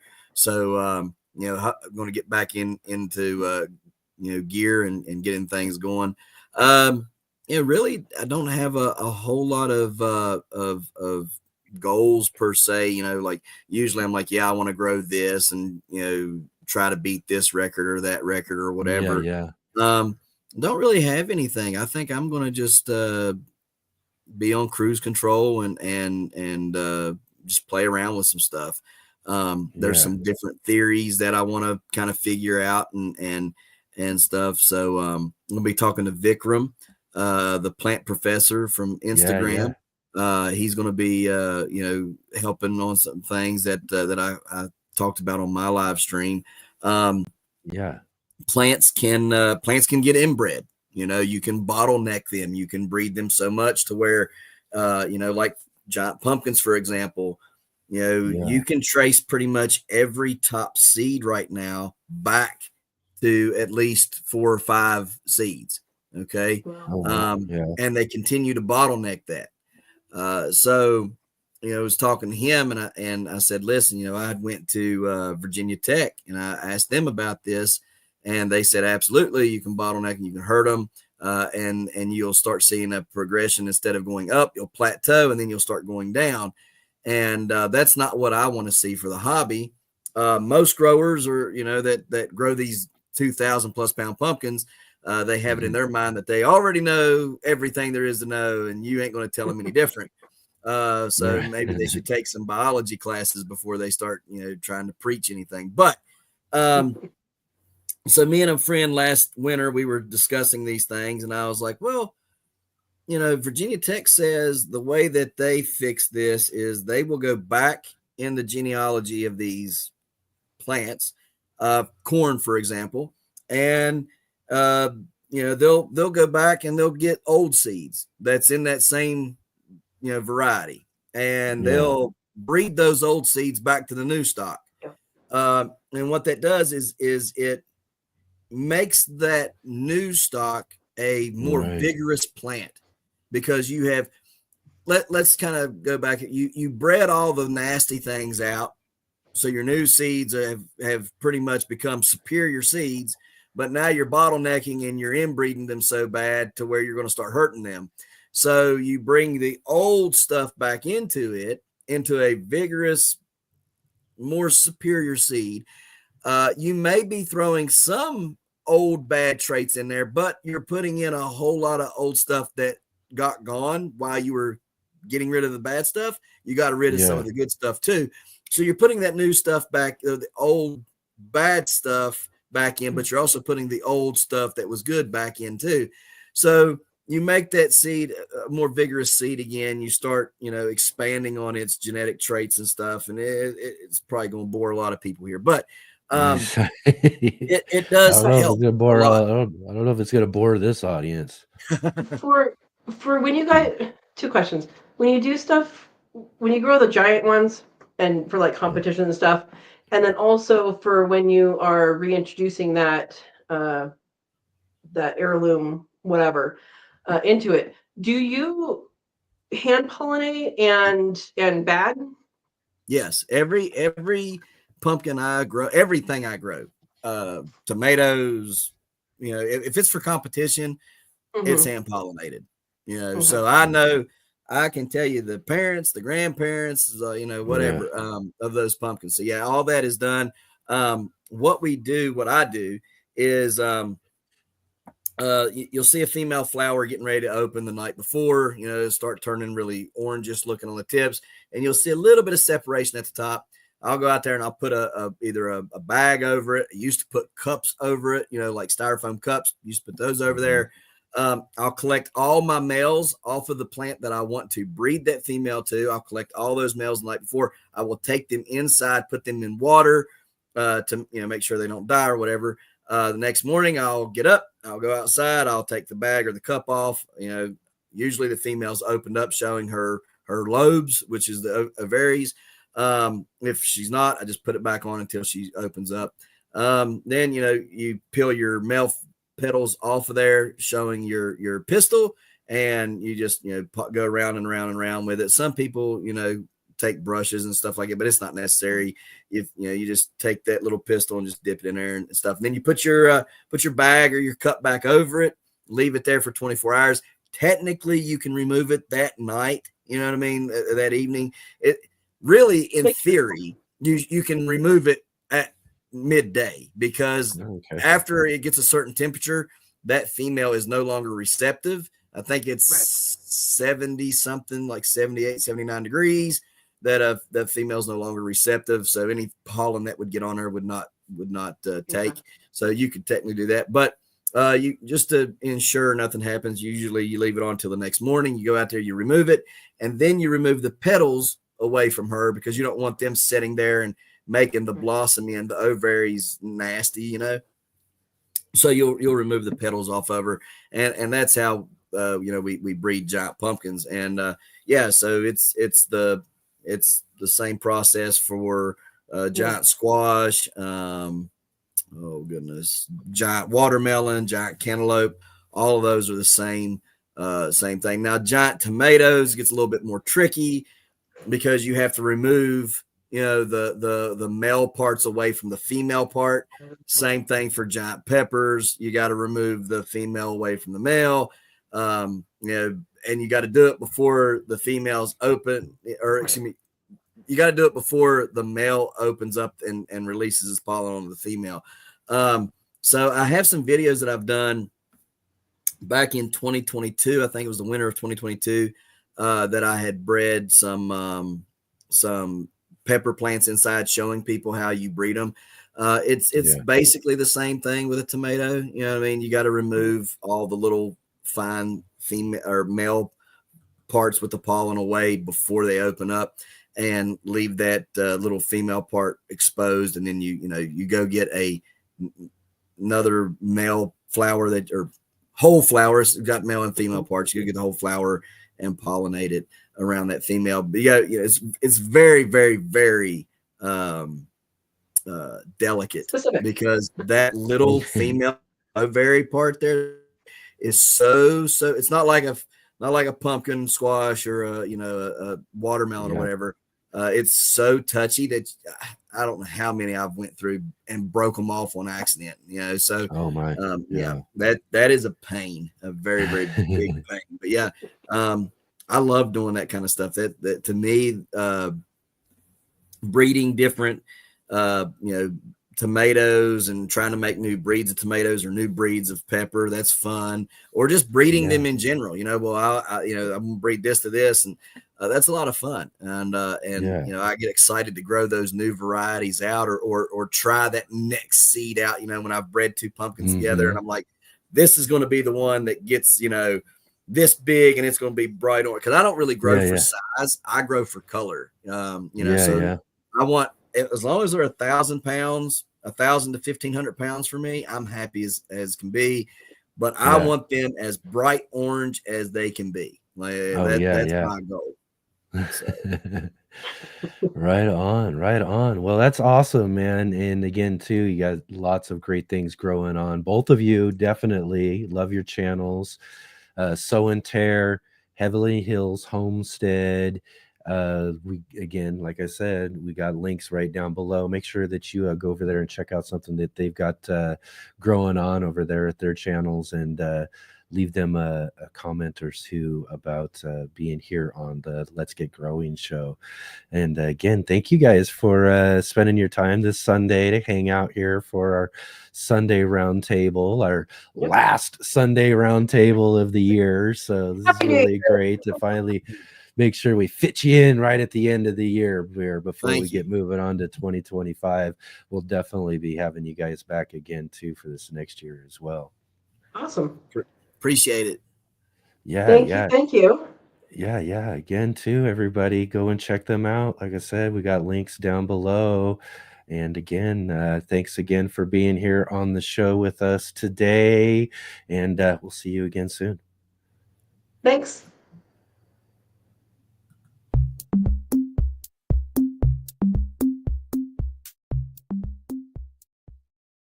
Let's Get Growing is sponsored by IV Organic. Hi, my name is Charles Malky, biologist and plant expert with Ivory Organics, where we grow cool plants and author Saving the World with the Home Garden. Ivory Organic 3-in-1 Plant Guard has 7 natural oils that protect your plants, not just from the summer heat as well as winter cold, but also protects your plants from damaging insects and rodents. The oils in the product include castor, cinnamon, clove, garlic, peppermint, rosemary, and spearmint.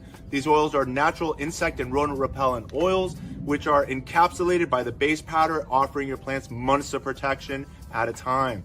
1 application per year will suffice for protection against damaging summer sunburn and winter sun scald, but if the target is pests, application as much as 2 to 3 times a year may be necessary.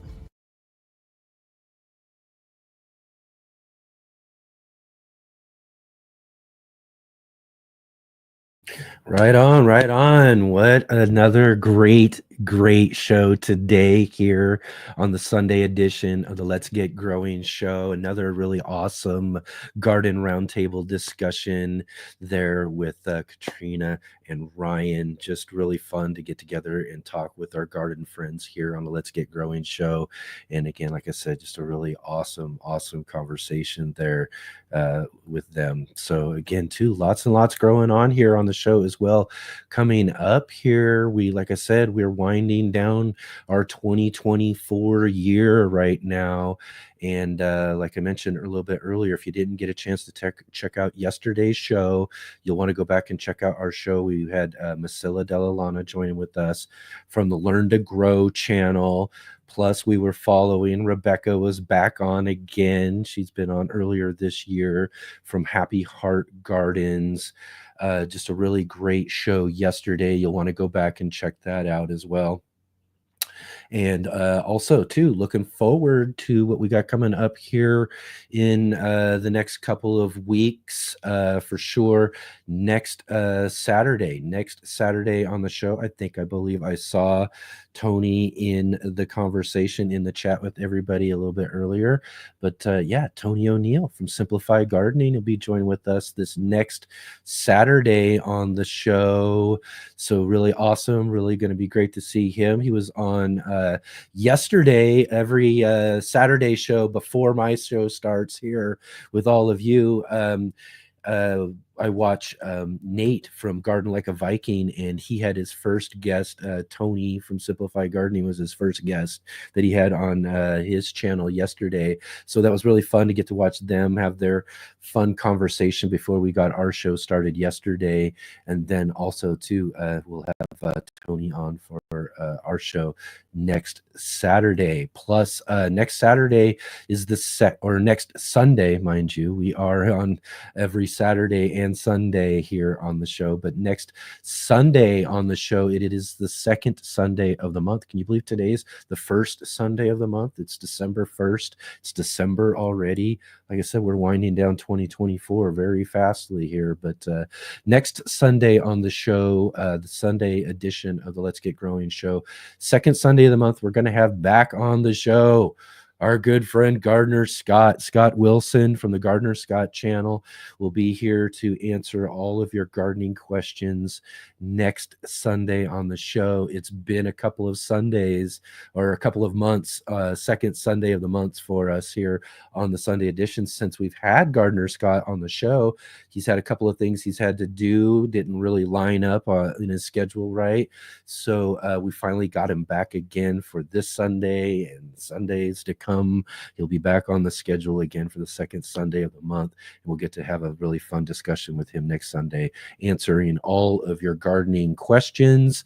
And then after that, we're going to get together and have a kind of a holiday show, basically on the following Saturday. After that, we'll do kind of a year-end review and talk about what we've had to what we've been doing here, what we've had growing on the show for the last year here, and then we'll look ahead again to 2025 and have a kind of a fun year-end show here on that Saturday. And then the final show of 2024 will be the third Sunday of the month, and we will finish up with our gardening book club. Diane Meisler's Grow Your Soil is our book for this month. So we're going to have Diane on the show with us, along with Mark Boucher-Colbert, our good friend from our In the Garden segment. And it'll be really great to get together with them for what will be, again, like I said, it'll be our final show of 2024. We're going to have a couple of weeks that we're going to take off, and then we'll be right back at it after the first of the year right here on the show with lots more growing on, lots more really awesome guests and all of that here planned for the show. So again, too, lots to look forward to. So as we're finishing up the show here real quick, make sure that you click that like button if you haven't yet already. Click the thumbs up, hit the subscribe button if you haven't subscribed, hit the bell notification, share with all of your friends. And again, as I mentioned too, check out all the links down below and check out the links to our guests today and go over and give them a comment over on their channels and let them know that you saw them here on the Let's Get Growing show. And yeah, definitely do that. I really appreciate it when you all do that. And again, too, yeah, just lots and lots to look forward to. I look forward to seeing you next week here with Tony on the show next Saturday. So I'll see all of you then.